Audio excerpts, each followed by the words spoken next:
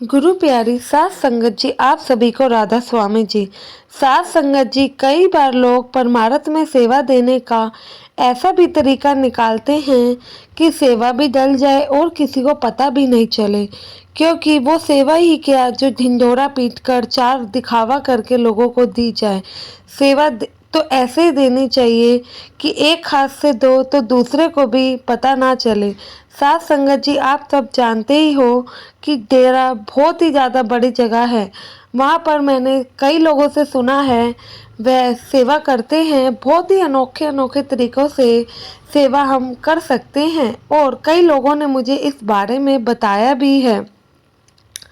डेरे में संगत बहुत ही ज़्यादा होती है, जिसकी शायद ही हम कभी गिनती कर पाएँ, और डेरे पहुँचने वाली सभी संगत के चेहरों पर नहीं लिखा होता कि वह कौन कहाँ किस मकसद से आया है।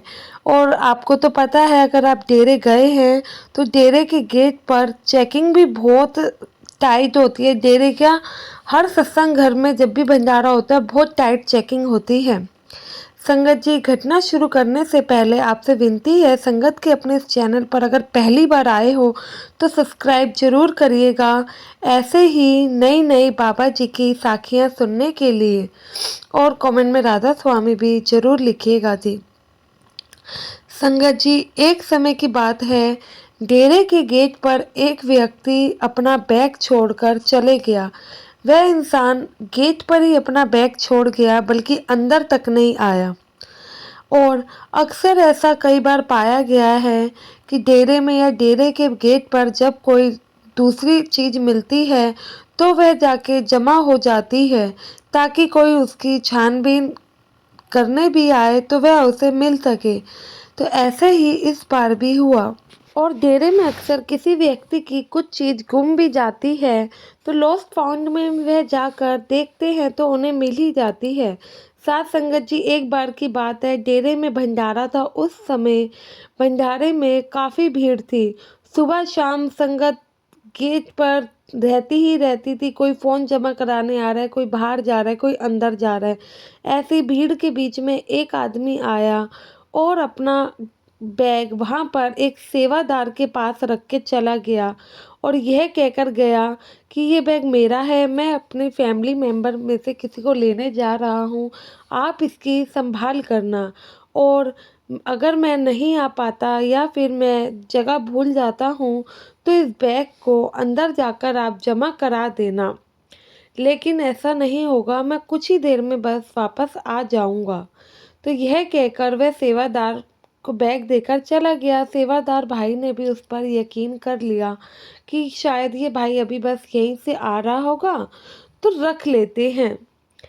पर सुबह का समय था, सुबह से लेकर शाम बीत गई, सेवादार भाई के पास वो बैग पड़ा रहा और उन्होंने उसकी काफ़ी संभाल भी करी, लेकिन वह बैग लेने कोई नहीं आया। जब सेवादार भाई की ड्यूटी ख़त्म हुई, पूरा दिन बीत गया, तो उन्होंने देखा कि भाई बैग लेने तो कोई आया नहीं, अब करूं तो करूं क्या। फिर उन्हें याद आता है कि यह भाई ने कहा था अगर मैं नहीं आऊँगा तो वह अंदर जाके जमा करा देना। तो वे जाते हैं और लॉस्ट एंड फाउंड वाली जगह पर ये बैग को जमा करा देते हैं और उन्हें सारी बात बता देते हैं कि ये बैग ऐसे एक आदमी सुबह देके गया था और कहा था शाम तक नहीं लौटता हूँ, तो इसे जमा करा देना। जमा कराने के बाद उन्होंने भी, अंदर के सेवादारों ने भी जमा कर लिया। उसके बाद कम से कम वह बैग 2 से 3 महीने वहीं पर पड़ा रहा, कोई भी लेने नहीं आया।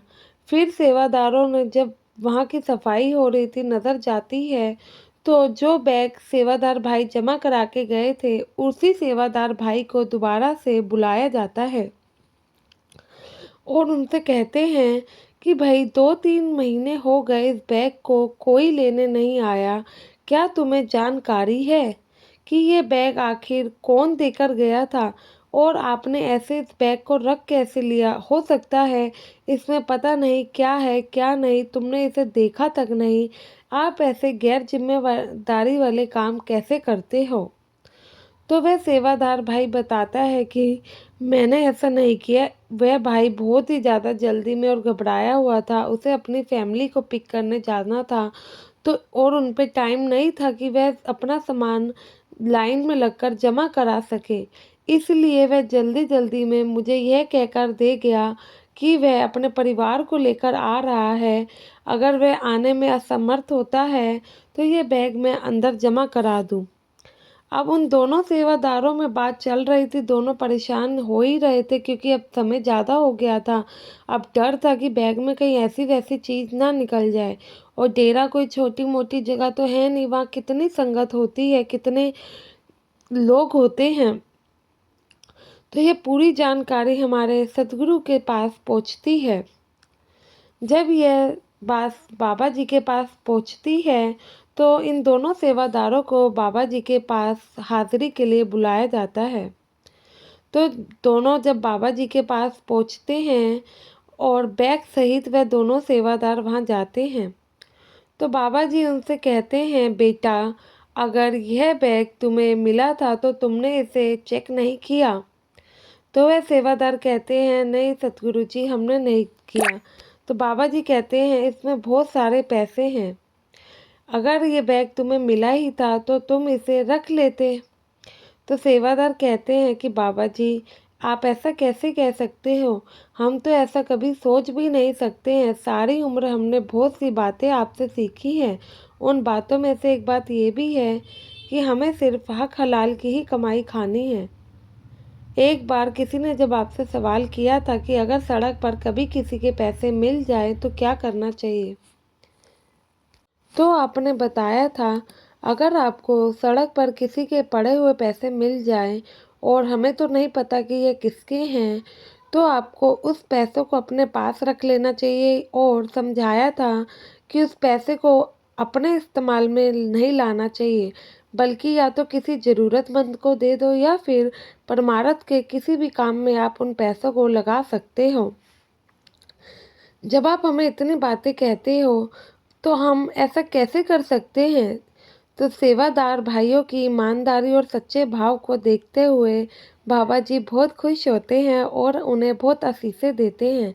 इसके बाद जब उस बैग में रखे पैसों की गिनती होती है, तो उनमें एक चिट्ठी मिलती है और उस पर लिखा था, इन पैसों पर सिर्फ परमार्थ का हक है, इसलिए इन पैसों को हम यहाँ छोड़कर जा रहे हैं। ना तो उस चिट्ठी पर कोई नाम था, ना ही कोई पता। साथ संगत जी, ये पहली बार नहीं है, कई बार मैंने खुद ने सुना है, संगत कई बार किसी न किसी बहाने से कोई ना कोई सामान डेरे में छोड़कर आ जाती है, और बल्कि मुझे भी कई लोग एडवाइस करते हैं कि आप कभी भी जाते हो डेरे तो वहाँ पर कभी ब्लैंकेट या कभी मतलब कुछ भी हो सकता है, कुछ भी संगत की सेवा के लिए छोड़ कर ही आया करें। तो साथ संगत जी, आपको भी यही एडवाइस करूँगी, अगली बार डेरे जाएं, अगर कुछ भी सेवा करने चाहते हैं तो इस तरीके से कर सकते हैं। साखी पसंद आई हो तो वीडियो को लाइक, शेयर, कमेंट ज़रूर करिएगा, और संगत के अपने इस चैनल से जुड़ने के लिए सब्सक्राइब ज़रूर करें। गुरु की प्यारी साथ संगत जी, आप सभी को मेरी तरफ से प्यार भरी राधा स्वामी जी।